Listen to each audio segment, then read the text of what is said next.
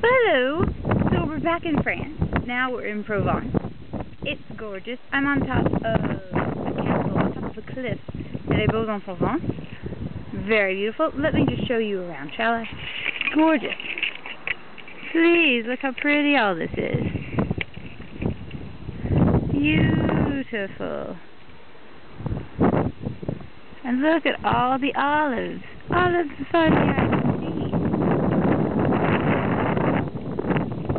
This is an ancient medieval chateau, because apparently when you see a cliff rising ridiculously high over the surrounding countryside, you say, "I want my house there. Build it for me, peasants."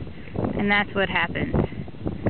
And then they build a town around you to worship your ingenuity of building this huge castle on top of a cliff. So, there you are, the story of the Baux-en-Provence Chateau. Alright, until next time. Bye! Miss you!